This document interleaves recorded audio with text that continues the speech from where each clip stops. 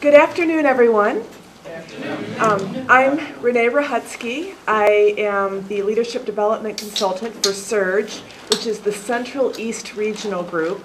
I know it looks like SURG, but we think of Catch the Wave, so that's why we have the funky little logo up there. So, and that's, as you heard during the annual meeting, we're a cooperative effort between Joseph Priestley District, St. Lawrence District, Ohio Meadville District, and the Metro New York District. So this is your typical church-going family back in the 1950s, right? When many of you boomers were young, this is sort of what it looked like, even if you didn't go to church. Perhaps the neighbors were like that, white gloves and hats and everything.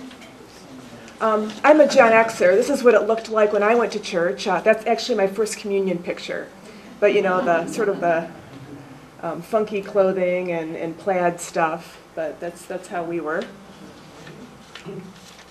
So what I want you to do is I want to invite you into a new way of looking at how we do church.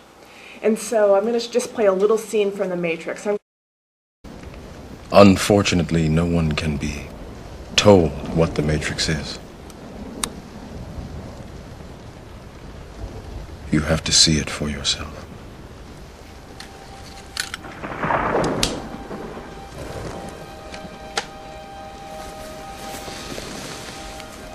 This is your last chance.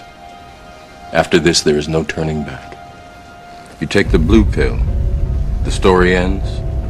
You wake up in your bed and believe whatever you want to believe. You take the red pill, you stay in Wonderland, and I show you how deep the rabbit hole goes.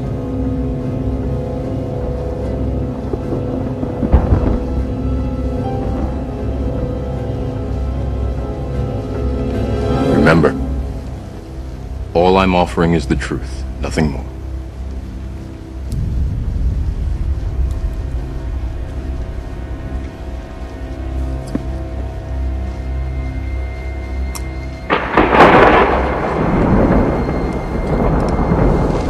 Follow me.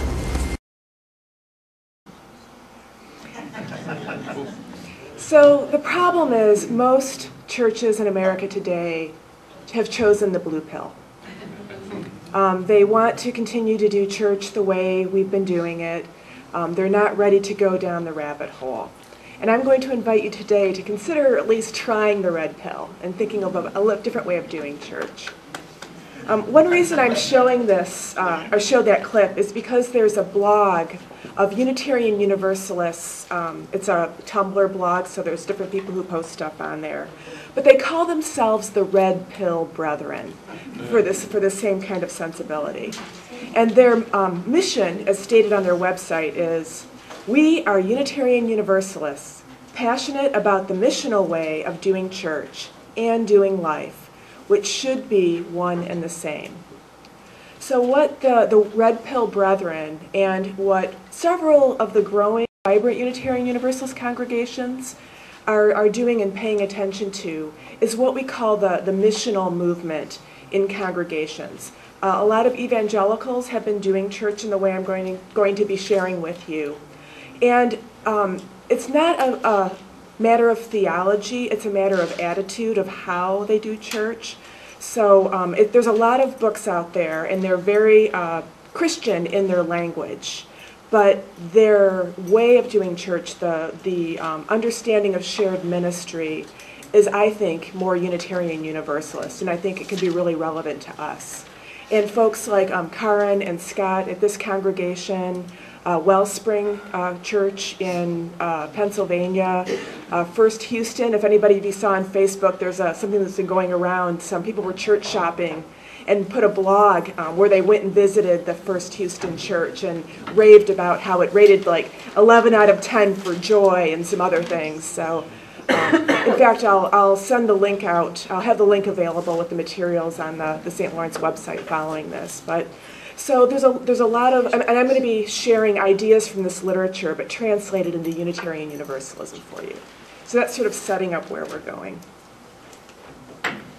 So what I'm going to ask you to consider is a model of church organization and leadership that's really organic. Now, there's times when you don't want leadership or organization to be organic, like if you're designing an airplane or flying an airplane, you want things to be pretty cut and dried and have specific procedures that you want to follow. But when it comes to congregations, we really want that creative exchange going on. Those of you that were at the Gould Discourse last night heard Henry Nelson Wyman being quoted, and he was very much about the creative interchange. We manifest God as we are creative with one another.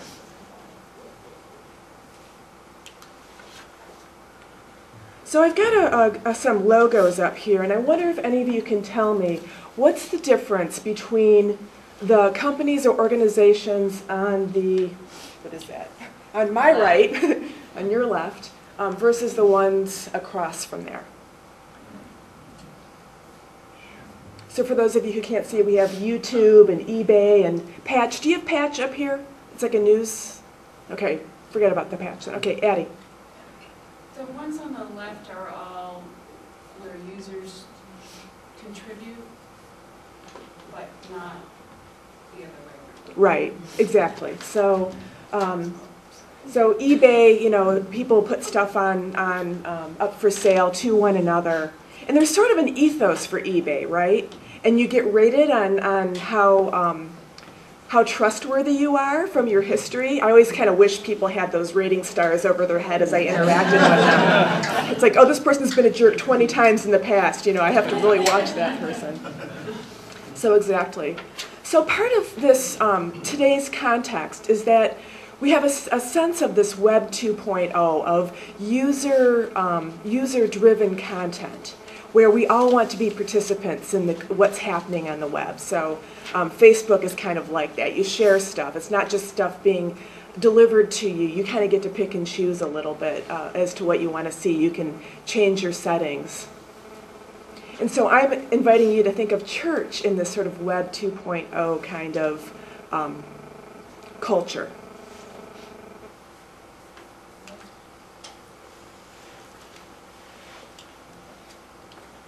So if you want to have the kind of open organizational structure in your congregation that enables your leaders, this is where we sort of take a leap. There's sort of this hierarchical form of leadership. I like to pick on General Motors. You know, the only good ideas that happen are in the boardroom. Everything else is just implementation of the good ideas. In our congregations, we really want to empower people at all levels of our congregations to be able to make decisions and to do the ministry of the congregation. But we just don't want them being all willy-nilly doing whatever they want. But it has to be with two things. You want to have a shared purpose. We talk about you need to have a mission, you need to have a purpose, you need to articulate your mission statement. And also a shared vision. What's the direction that we're going? And it's really important that all of the leaders, in fact, everyone in your congregation has a really strong sense of what these are for your congregation. So it has to be something that you've all bought into, but then you can move forward together and give people freedom. There's this lovely quote by Antoine de Saint-Exupéry. If you want to build a ship, don't drum up the men to gather wood, divide the work and give orders. Instead, teach them to yearn for the vast and endless sea. So if we have a shared vision, we can really invite the creativity of the people to meet the vision. One example that I encountered recently is there's a congregation in the Joseph Priestley district, and they have a summer camp, kind of like Vacation Bible School, but it's called Camp Beagle. Anybody know the reference for Beagle? Darwin's ship, right. So it's a combination of helping children experience the sense of awe of nature, as well as the idea of the scientific principle and testing theories and things like that. So they have this basic shared purpose and vision of these two aspects of Darwin's theory and, you know, religious awe and wonder.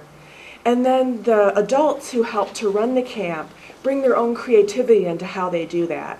So one of the examples of something that came up out of just one of the people who was a volunteer was they got a bunch of different size binder clips, you know, those little black binder clips, and different size seeds, and talked about how the the evolution of the birds, the size and the shape of the beaks were related to the kinds of seeds that were available for them to eat. So it was the volunteers' idea to come up with this particular exercise. So there's an example of how you can really, the freedom that you can give volunteers can really expand what you're programming and what you're offering as a congregation.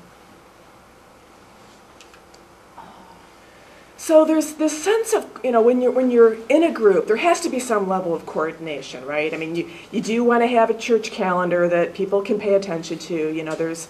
There's some procedures and things that you need to do. And you also want to make sure you don't have 3 or 4 groups doing the same thing. Now, coordination can manifest in 2 different ways. And there's this notion of cooperation versus collaboration. So can anybody sort of describe what cooperation looks like? Or what does that word bring up for you? Working together. Working together? Where do you, what? I'm just going to the bottom. The bottom one. There's a nuance of difference between those 2 words. Cooperation could also be something that involves tasks and working together as a group versus collaboration. You're sharing ideas and a vision about which direction to go. Excellent. And you tend to hear kindergarten teachers saying cooperate, versus the okay, we've got a task to go. There's that scene in Apollo 13 where the filter's bad and they don't have any extra filters on board, but they have a different size filter and they put all the engineers in a room, and then they take all the stuff that's in the capsule and dump it on the table and say, okay, you need to make this fit into this. So that's a little bit more collaboration. They're not telling them how they need to do it. Where cooperation, there's a little bit more directiveness. So I want you to just spend a couple moments, because I really want to get into this idea of collaboration, and just turn to the person next to you and share about a time that you collaborated on some project. And how did it feel, and how did you feel about the finished product? So I'm going to give you about 1.5 minutes each. I'll ring the bell halfway through, and if the first person isn't done sharing, then go ahead and shift to the second person. So go ahead and find a partner and share a story.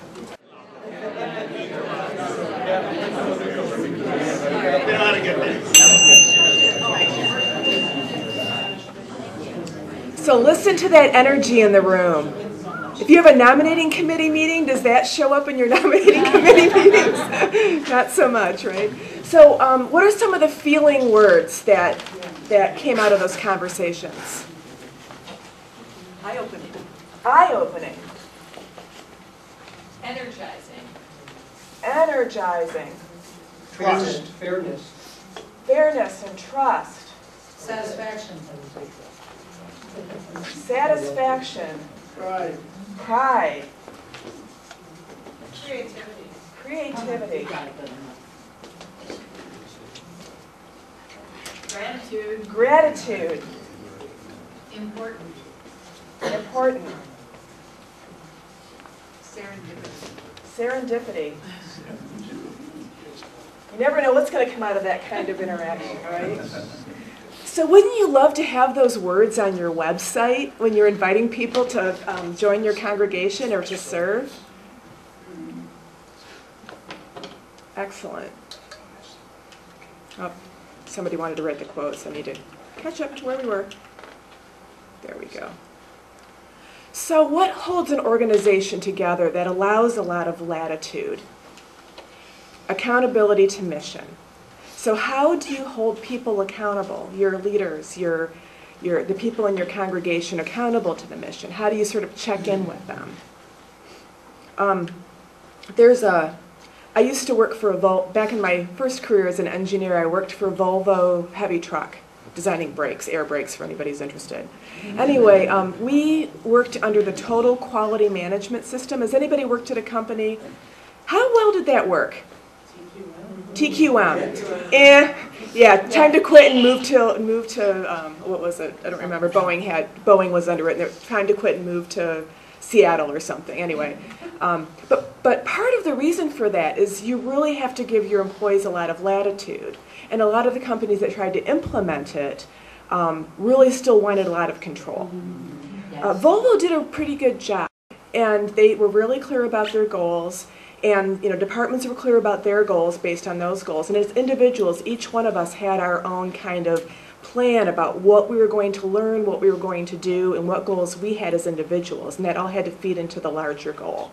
So that's an example. When done well, that accountability to mission. So for example, when somebody does have has a new idea in the congregation, the leadership should ask, okay, so how is that serving our mission? And then, of course, you want to have some sort of assessment feedback loop, but that's another workshop.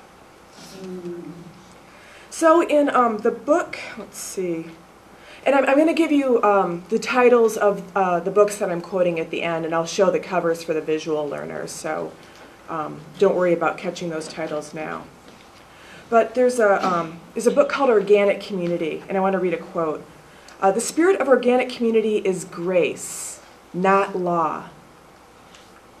Editability, not accountability. An accountant's training, job, and passion are rooted in looking for errors and covering all bases. An editor's training, job, and passion are to help an author toward a richer communication, a rich, full voice that is free of encumbrances. Accountants keep records. Reconciliation comes by way of compliance.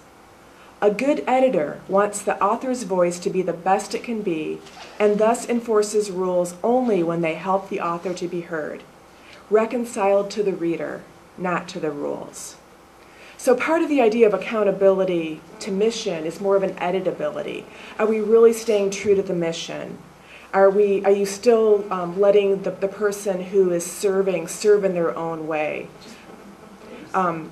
I used to work for a guy he owned a company, but he was a salesman, and he wanted all of the salespeople to sell the way he sold.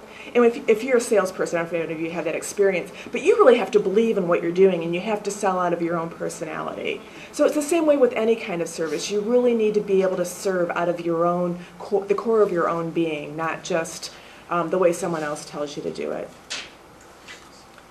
So what I'm offering to you is this model of leadership that incorporates a high level of freedom and creativity.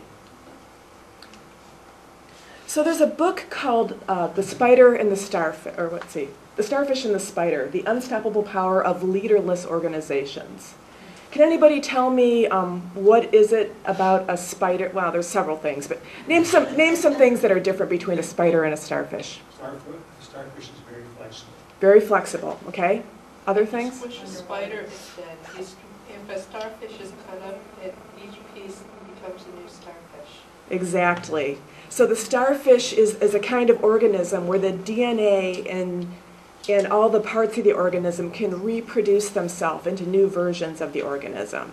So a spider can lose a foot or two, but you lose a head or there's damage to the central part of it, the organism is dead. And a lot of our congregations are spider organizations. And we want to think more like, how can we make them starfish organizations? And this is what church planters do. The church planters have this basic DNA in their churches that they're planting, and they train the leaders in that DNA, and then they expect those leaders to go on and plant more churches and more churches. So it's sort of an each one, plant one kind of model. Now, there's this word that I learned last fall at one of the leadership days called chaotic. Has anybody heard that word before? It's one of my favorite new words. It refers to a system of governance that blends the characteristics of both chaos and order. Let's see. It was actually coined by the CEO of the Visa Corporation. But there's this, yeah, before the big crash, right?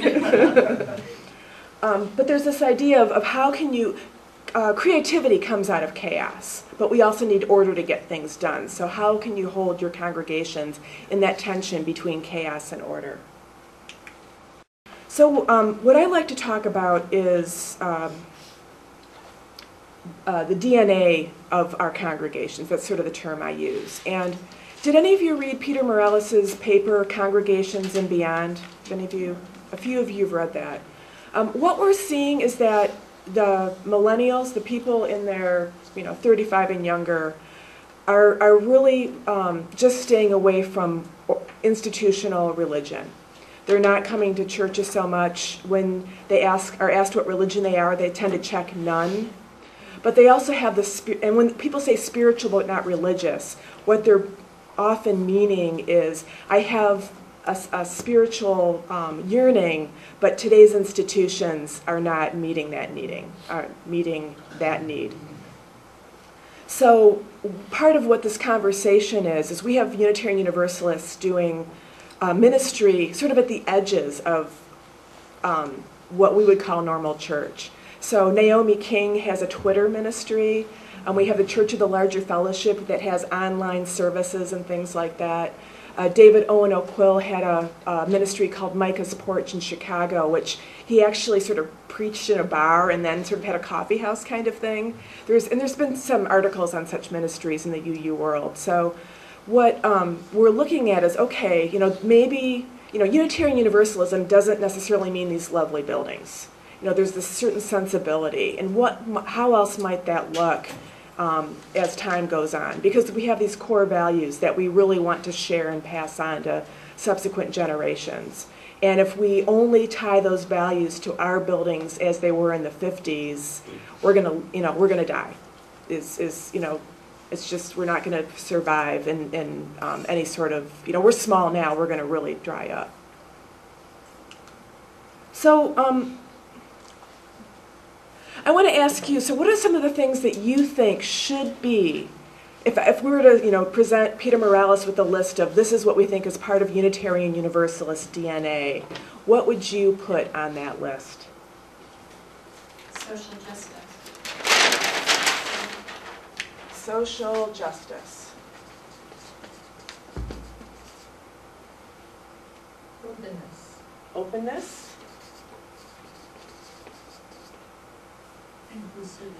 Inclusivity.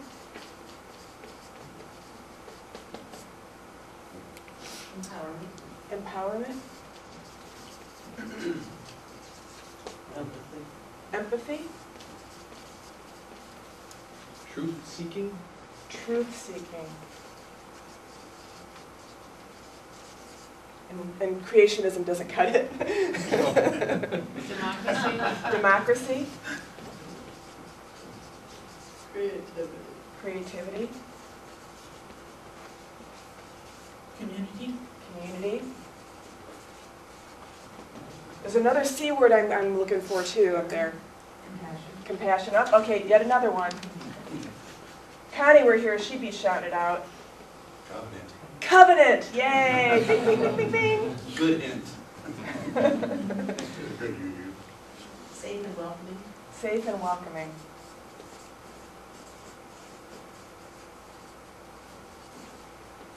What about sort of the flip side of that Connie was talking about during her talk this morning? Another C word, actually. Flip side of covenant. No, of being safe and welcoming. Challenging. Challenging. I know it's late. You're probably low on coffee, right? That's a good list. So the authors of The Starfish and the Spider basically say the DNA that we have, or that we need to include in an organization that has that kind of freedom of expression, has to have a sense of purpose and of principle, a sense of why they exist, and a sense of the core values that they hold. So let's focus on principle. Wait a minute. What's the first thing that you think of when you hear the word principle? 7. 7. Principle 7. Exactly. So we have our 7 principles, right? And most of us hold those up. If somebody asked us about Unitarian Universalism, if we're a real evangelist, we have one of those little folding cards in our wallets that we hand out. Well, there's another 5 instead of 7, easier to remember. Have any of you ever heard of James Luther Adams? Some of you? Okay. Oh, yeah, great. So he's a Unitarian Universalist ethicist, actually. We call him a theologian just because it sounds better. But one of my favorite 20th century Unitarian Universalists. But he wrote an essay, and in that essay he posited 5 smooth stones of the liberal religion. The first one is that revelation is open and continuous. Not so much, that God's still speaking, like our cousins, the UCC, United Church of Christ, talks about, although that's certainly within that realm. But being able to say, this is what I believe today, and it may change tomorrow. Being open to being wrong. So we don't claim that we have the ultimate truth. So that's part of that idea. That's, I believe, is a core part of Unitarian Universalism. The second is that relationships are consensual, never coerced. Sound familiar from any of our curricula? OWL? Yeah, OWL. That's a really basic component of OWL. But even in how we do our congregational decision making, right? We persuade. We don't. Some of us demand, but really, that's part of what we hold up. As Unitarian Universalists, we don't push others to our opinion. We persuade one another to do so. The third is that we are obliged to work toward a just and loving community. The world is not going to improve unless we help do that work in the world.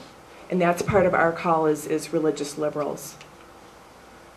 That good must be made real by our actions. I like to say that we are the hands of God, we are the mouth of God, we're the ones who help bring goodness into the world. And the last is that to really believe, to have hope that, and this is really humanism, that we humans have the resources in order to make the changes that we dream about. So those are Adam's 5 smooth stones. Could you go back to number 4? Sure. The good must be made real by our actions. How about 3. Application. I'll also put a link into a copy of the whole essay. It's written in that style that men of a certain intellectual age wrote in. It's a little, it's flowery. It's nice, but I'm hoping to do a video pulling these in. So stay tuned. Connie's inspired me, but I'll see if I can actually make it happen. And again, I'll have these slides available on the St. Lawrence website. So the other thing, okay, we have purpose, we have our core values, and we're pretty good about talking about that. Our principles, our core values. But what is our shared purpose? Doug Zelensky, who is the sort of my counterpart, but over in the Massachusetts Bay Area, has this quote that I absolutely love. Inspiring missions don't make people purposeful. Purpose-filled people make inspired missions. So the mission of your congregation, your purpose, really needs to reflect your congregation's genius, what your combined personality is. And that's why spending time doing deep work, if you're coming up with a new mission statement, is important. And then, accepting, okay, here's where we are, and let's move forward with it.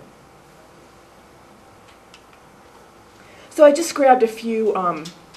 We hold up the goal of having a mission that you can say in 3 words. They might point to other things, but you want to have your 5-year-olds in your congregation be able to say it. So Paint Branch down in the DC area has welcoming, open, and green. Right here, listen, open, serve, which many of you have probably heard before on videos and stuff. In Kansas, Shawnee Mission has invite, inspire, involve. So there's some examples of just that shorthand for a little bit longer sentence. But these congregations all live into these mission statements. They use them to guide the work that they do. So I want to give you an opportunity again to think about your own congregations. Some of you are fortunate enough to either be at a member here or maybe a congregation who has done some recent mission work. But just think, if you were to boil down your own church's purpose into 3 words, what those words might be. So again, turn to the person next to you and just share a little bit about that. I know the Binghamton folks just went through this process. It took you 1.5 years, was it? Yes. More like 8. More like 8 years. 1.5 years. 1.5 years, actual. So go ahead and share. So what are some of the words you came up with? Community. Community. Liberate.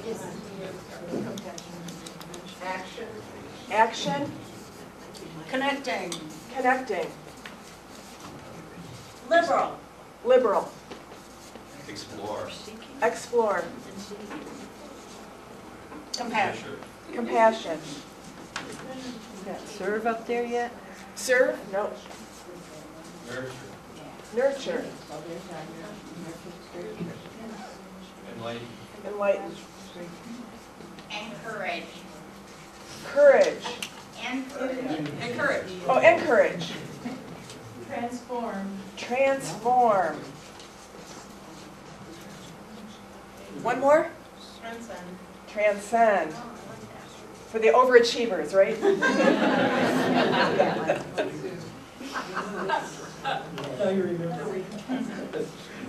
So we have these core purposes, this UU DNA that we have. And then as individual congregations, we have, what our core purpose is, who we are in our particular context. And this is, congregational polity. Each congregation figures that out for themselves. Sort of a generic one I use is that if you have no other mission, just to teach the world how to love can be a mission. But there's this idea, of course, peace has to start in the heart. Love has to start for ourselves. We have our own inner work we want to do, and that's part of the congregation's work. There's how we connect with one another as a community, and then how do we serve the world in some way. So there's sort of that triple, it's a trinity, but some trinities are okay, right? So I want to just spend a little, so we have these ideals that we hold up, right? And these are really reflected if you look at the UUA website. You go through a lot of the seekers who come into our churches are what we call pre-qualified buyers. They've already checked us out. They've gone to the UUA website. They've seen Peter Morales, with his little talking head video. They check out your church website probably, and hopefully see those 3 words up on your church website. And then they make their first visit. And what they have with them is their hypocrisy meter. And this is really a problem with today. This is part of the problem with the blue pill, is that every congregation has an image of themselves, but then there's the reality of what happens when people walk through the doors. And you definitely can look at a lot of the conservative evangelical churches are really losing members of younger people because of the hypocrisy of, there's this love component, but there's also this problem with gays especially, and abortion and all these other things that some of the younger people have a lot more tolerance, and the intolerance of those positions isn't congruent with this idea of a loving Jesus. So they have their hypocrisies, but we have ours as well. But that's another workshop. But I want you to help keep this in mind, because when newcomers come in our church, they really are seeing if we're walking our talk or not. So this is where we get back into the leadership thing. So we have these principles and we have these purposes. And what we want to do is we want to install them in our leadership. And there's this notion or a phrase called fractal leadership. So fractal. I'm gonna go there. So a fractal is a pattern that repeats in the largest and smallest manifestations of itself. So this is an example of Sierpinski's triangle, which, and actually I've got a little video. Yeah, we have time. Okay. This is a longer video. It's a math geek video. It's really wonderful.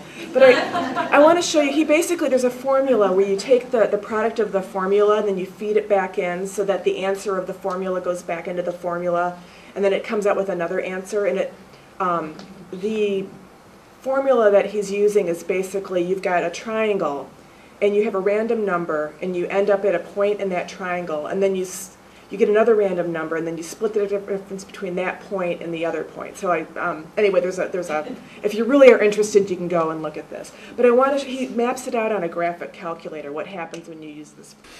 All right, here I have a nice equilateral triangle right here. I'm going to start this chaos game by picking any point whatsoever inside this triangle. It doesn't matter where we start whatsoever. Then I'm going to roll a die, and depending on what number comes up on the die, I'm going to move halfway to this vertex, or this vertex. So if I roll the die and it comes out to be a 1, I'm going to move halfway here and stop. Okay, then I'm going to roll the die again. So I just keep doing the same function rule over and over again, which is rolling the die and observing what number comes out. Here's my equilateral triangle. Okay, I can start anywhere in here that I want. Let's start with that point. I roll the die. Let's say it comes out 3. I'm going to move halfway to that vertex and stop. That would be my next, that would be my output. But I'm not going to draw the line segment in this time. So there I am at this output. Roll the die again, see what it comes out. Let's say it comes out 2. I move halfway to that vertex and stop. I get that point. Roll it again. Let's say it comes out 6. I'm going to move halfway to there and stop.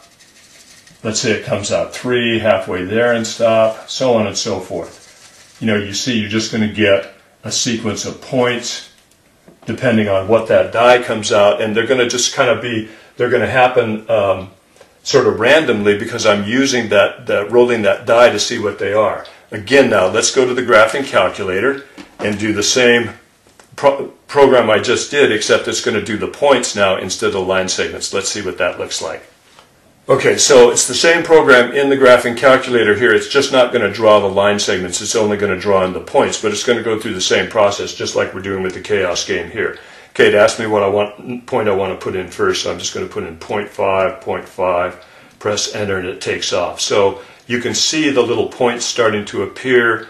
They appear very randomly. Each input becomes the next output. I never know what's going to happen. It never becomes predictable, so I always have to go back to my function rule to find out what the next output is. Once I get that output, that becomes the next input.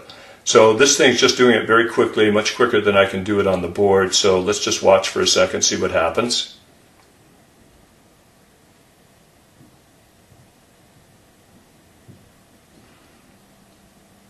Okay, and so little by little, you see it starts to take shape, starts looking like the Sierpinski triangle, and in fact it is the Sierpinski triangle, that very regular deterministic process we use to get that Sierpinski triangle also comes out of this chaos game. So the relationship between these iterated functions that are unpredictable and the fractals that we looked at before is that the fractals are the graphical representation of parts of those chaotic functions like that. So in this case, I play the chaos game, and surprisingly, what comes out of it is the Sierpinski triangle.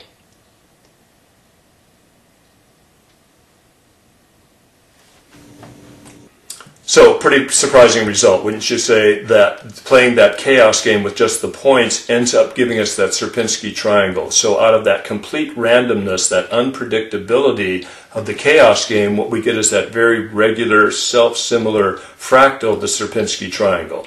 And again, this is one of the things that drew me to mathematics in the first place, when I would find things that seemed completely unrelated and then find out that there was a relationship between them, especially in this case right here. That's something I like about mathematics and kept me wanting to take more math classes. So I hope you enjoyed this video.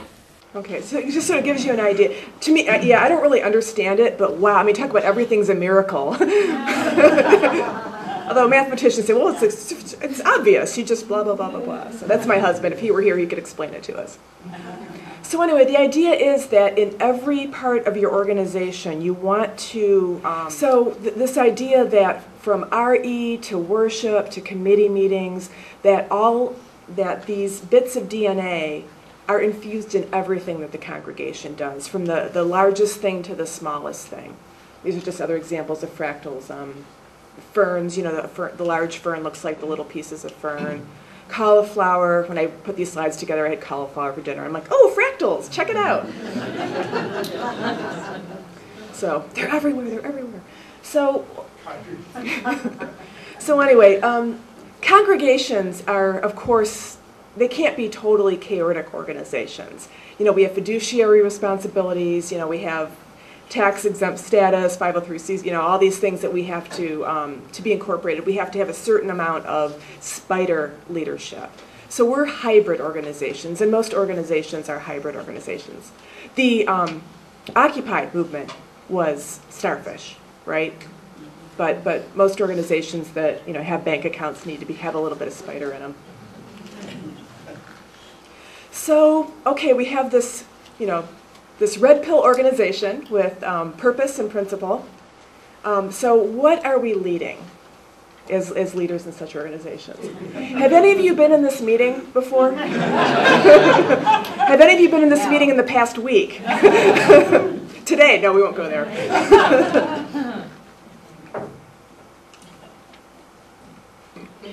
Yeah.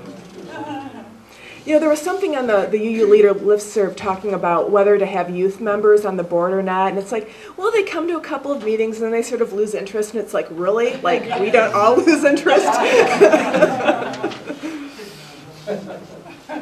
It's like, some sort of, torture you have to prove yourself, holding your breath or something.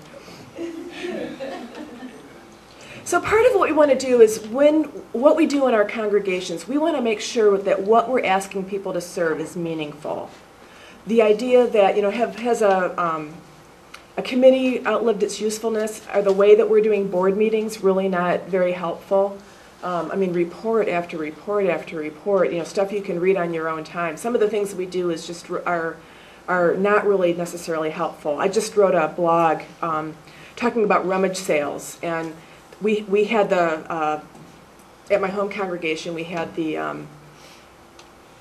aha moment that, wow, we're spending 200 volunteer hours to make $300. Maybe if we just asked people to pay $20 a piece to not do the rummage sale. And it worked. We made more money, and we had free time, and the fellowship hall wasn't a mess for 2 weeks. So part of the idea of having meaningful ministries is some congregations, and we're talking more about these like missional churches, really try to make committee work or the work of the church a kind of small group ministry. And I know, we've sort of had small groups as separate things, and if you're in a small group, you don't want to serve on a committee because, you don't want to have that many nights a week away from church, But there are some really good programs out there. I know Wellspring, I have this, most of you probably know about the Wellspring. I'm sort of shopping this around the whole region. But there's some really deep, wonderful opportunities for small group ministry. But we also want people to serve in our congregations. And let's see, I'll have to tell you which book this is. The Sticky Church, this is from the book Sticky Church. Larry Osborne suggests that we can ask people to participate in no more than 2 slots per week of activities. And one has to be Sunday morning worship, and the other one needs to be some sort of spiritual deepening experience. And anything else we do has to happen in one of those 2 contexts. The one exception he has is the leaders, so the people who are helping to run the church, so the sort of a little bit more highly committed people that are really helping the other the church happen, basically, that sort of second tier of leaders. He gives them a pass on Sunday morning worship, and that's when they have their leadership development, and they get a CD at the service. But he sticks to that 2-slot rule. So that's something to think about, is that we really can ask, even for committed church members, we can really ask only so much of their time. Renee, Yes? Could you say what Wellspring is? I'm sorry, Wellspring is a kind of a small group ministry on steroids, is sort of the way I've not participated in it. How many of you have participated in Wellspring? I know you have. Jeff, are you in it? No, okay. Wow, just one. Okay, everyone else is just not wasting their time in something like this, right? Can you talk to it a little bit? Can you describe it? It's a small group ministry on steroids is a very good description of it, because there's a very structured curriculum that goes along with it, and you have assigned homework to it, and it's very, but because it is a small group, you have these very intimate discussions and it covers a lot of UU history, going into spirituality and all different topics, but it's very structured, but I loved it. Excellent. So here at Rochester, my understanding is that there's sort of a newcomer kind of small group thing that happens, and then there's sort of a more typical covenant group, and then that's sort of like a 301. Yeah. Would that be one way of describing it? So we'll check it out.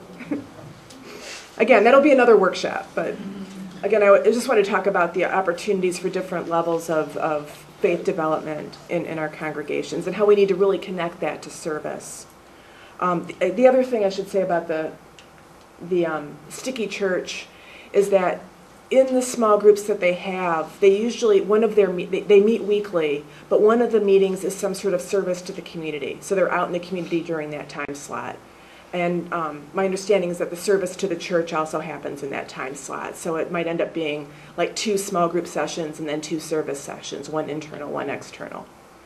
But again, it's a different way of doing church than what we've done traditionally.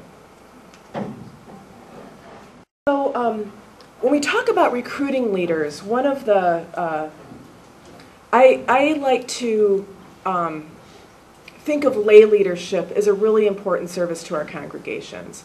And I put this up here. What would a search committee do? And how many of you have been on ministerial or religious educator search committees? So there's a certain way we look at possible candidates for people who serve our congregations. We want to make sure they're a good fit. You know, they don't have to be the perfect person, but you want to make sure they have the basic skill set, that they're going to be in alignment with what your congregation's personality is. And I think this is true of lay leaders as well. The people that we want to serve in really significant positions, for example, Committee on Ministry, Board of Trustees, Program Council, those, I like to call them balcony or long-range planning committees, the balcony view kind of committees. You really want someone who's really in alignment with one another and with the mission of the congregation, just like you would for any religious professional. There's this sense of you want them to have spiritual openness and warmth. You want them to be able to work with people. You want them to be able to have the humility to be willing to learn.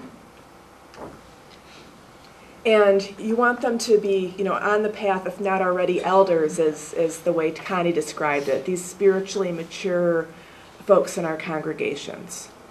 So you want them to be on that path of not just in it for themselves, but in it to enrich their lives as they enrich the community and make the world a better place. So there's this notion of within your leaders, you want to have this sense of unity. You want to make sure that the relationship with the leaders, and this again is volunteers as well as professional leaders, be a covenantal relationship. So a relationship that has that give and take, that's grounded in your common purpose. If we were Christian, we'd say grounded in our relationship to God, but in our relationship to something greater than ourselves. To have really deep relationships with one another. How many of you have been to ULTI, the Unitarian Universalist Leadership Institute? Yay, graduates. So there's something about the relationships that you build within your congregation. If you have a team, go to ULTI. And I have some testimonials on video on the Surge website. Oh, by the way, I have business cards on the table up there that have the Surge website on it. I bought a big package of these, so feel free to grab one just to have the website. We have lots of good resources, and we're always adding more. And finally, that philosophical alignment toward the ministry of the congregation and the mission. And so basically, this is the DNA. You want to make sure that these folks have the DNA that's in alignment with your congregation. It doesn't mean that you might not do things a little bit differently, but you want to have that basic coherence. So how do we help our leaders gain this DNA? One way is through mentoring. I'm really hoping that our baby boomers look to mentor those that are in their 35 and under. This is the Karate Kid. I don't know if you remember that movie. I had to track it down to show it to my daughter. I was like, you have to see this. Just educational opportunities, such as our leadership school. And we also have a fall leadership day that I hope, if you're not able to come, send a team of your leaders. It's just a one-day experience, and it's going to be at First Syracuse this fall. Check the calendar for the date. I don't want to quote dates because I have 4 leadership days, and I'm afraid I'll quote the wrong one. September 29th. September 29th, thank you. There's educational kinds of programs. We have a commission lay leader program in the Ohio Meadville district, and we're having conversations to see if this is a program we might bring to the St. Lawrence district. So we're And there's, again, more information about that, but that's sort of a deeper way to serve. I'm thinking we should call them lay leader commissioning rather than commission lay leaders, but sort of ignore the title. It's this idea of lay leaders who go through a deeper level of training and mentored process.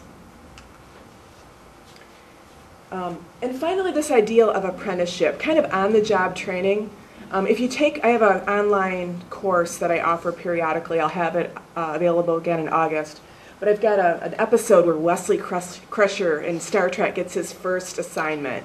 He has to do some sort of planet survey or something. And it's just a great example of, is it too big of an assignment for him? And then one of the people in this team challenges his authority, and he sort of backs off at first, and he realizes, no, it's my project, and I think this is the right thing to do. So he had to sort of, get his courage and give orders to somebody who's twice his age. But the care that all of the other officers give to him is an example of how we can help folks who are stepping into leadership positions and not just set them adrift. There's that, the joke about the reality sometimes about, okay, you want to teach RE? Here's the curriculum, we'll see you in June, right? So we don't want to do that to our leaders. We want to really have them in care. So I think Connie mentioned these three things. So one of the bits of Unitarian Universalist DNA that comes out of our religious educator group is faith formation is all we do, Unitarian Universalism is all we teach, and the congregation is the curriculum. So part of how the DNA gets infused is through faith formation, and everything in our congregations need to reflect that. And again, this whole idea of fractal leadership, fractal manifestation of our mission. So I think I missed a slide here, that's okay. So I like to use a model, talking about leadership development, of core competencies that I think that lay leaders should have. I mean, not that you have to have all these before you're a lay leader, but this idea of areas of growth for our lay leaders and professional leaders as well in our congregations. And I've sort of connected them to some of our core values. So we have the core value of the interdependent web, right? And there's this competency of systems thinking, be able to think complexly about what's happening in your congregation.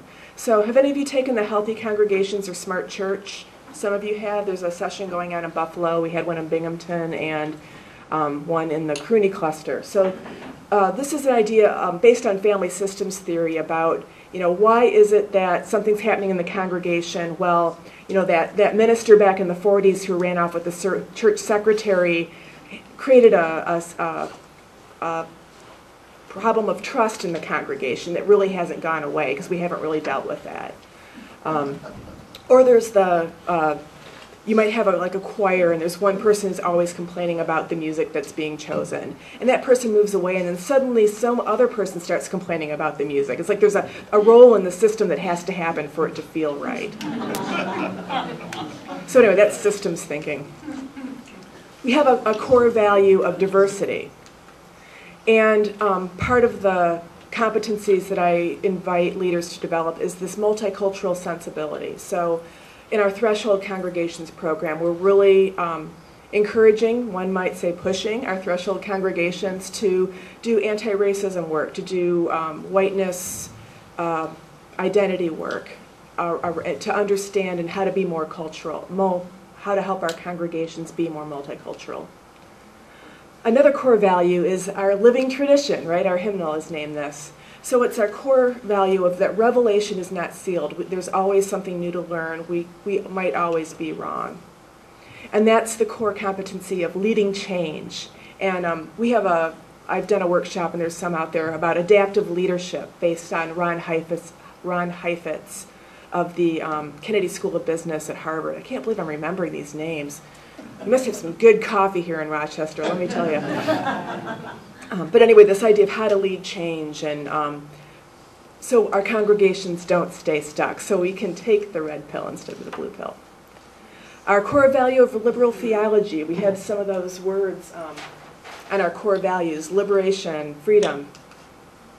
and really understanding our own Unitarian Universalist history and heritage, and where did that come from? Does it mean believe whatever you want? Maybe not. Our core value of persuasion over coercion. And that sort of shows up in our leadership versus management. How can you lead people with that editability rather than the accountability? Our core value of justice shows up in how we can manage our own presence and functioning. How can we be aware of our parts in institutional oppressions, or even interpersonal, what's my baggage that I'm bringing to this situation, really knowing what's going on. Maybe I'm being unfair because I'm reacting inappropriately to the situation. Someone said, you can bring your baggage to church, but you can't give someone else the baggage claim ticket. Have you heard that? I think Connie said that today. I'm like, yeah, I'll have to remember that one. Our core value of direct experience of wonder, right? That sense of awe that the Camp Beagle wants to help share with our children. And that's the core competency of encouraging your leaders to not ignore their own spiritual formation, to develop spiritual practices. Our core value of inherent worth. Notice I put our first principle toward the end. We always quote that one first. And this is the idea, there's a word called discipling, and I realize it might have some theological baggage for you. But one thing, when I go and talk about leadership development, people say, well, not everyone are leaders. But there's people who serve in different ways. And the idea of discipling is, how do you get that DNA into all kinds of service? So the leaders of the congregation, but also the people who are, the person who's handing out the name tags, you want them to have the same DNA as the membership chair. And that's that kind of formation. If you can think of a better word than discipling, let me know. But it's basically sharing the DNA throughout all the people in the system. So of course, this kind of core competency development can only happen over time, not all at once. Can you tell I'm a little bit of a Trekkie? There was another notion, and I don't remember where this came from, again, from one of these missional church books, but there's a term called responsible anarchy. And I think this is kind of, again, the Occupy movement was going for this. But this idea of feeling free to act for the good of the whole. So there's this DNA, like our standing on the side of love, that sort of has an anarchy element to it, where basically anything you want to do that has this feeling to it can be part of the Standing on the Side of Love campaign. And it started out being about marriage equality, but then it shifted into immigration justice. I have a quote from Albert Einstein here. Only the individual can think and thereby create new values for society, nay, even set up new moral standards to which the life of the community conforms. Without creative, independently thinking and judging personalities, the upward development of society is as unthinkable as the development of the individual personality without the nourishing soil of the community. Okay, that's a lot of words, but what that's saying is really the innovation comes from the individual. But the individual also needs to be held accountable to community. Accountable and held by community. So there has to be this connection, but you also, and again, this is our humanism, we also need to make space for the flourishing of the individual. So this notion of fractal leadership is a way of doing that, really hitting hard the ideas of your core purpose, the principles, the organizing principles, your values, and then giving freedom to your leaders, which will be a more attractive way of asking your leaders to serve. So we have a couple. Okay, we're still having.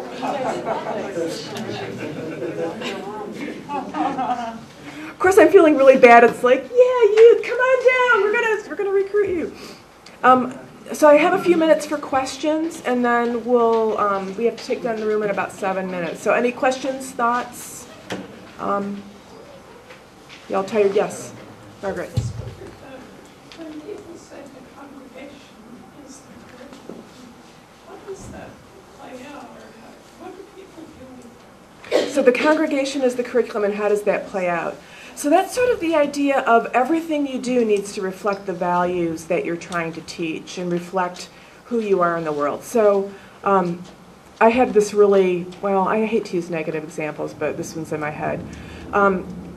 I served a congregation, and there was a member who like had just left, and they were involved in RE and religious education, and you know, we talk about the 7 principles and treating one another with respect, and there was like this little like adolescent conflict going on where, you know, they like had a meeting and didn't tell one person because they didn't want them to be there. And this person is like, you know, well, what's that about? You know, you're not walking your talk. So that's sort of what it is. You really embody your values in every way. And Connie's example of the children putting the money in the envelope, you know, we're going to teach generosity. So those are examples of that.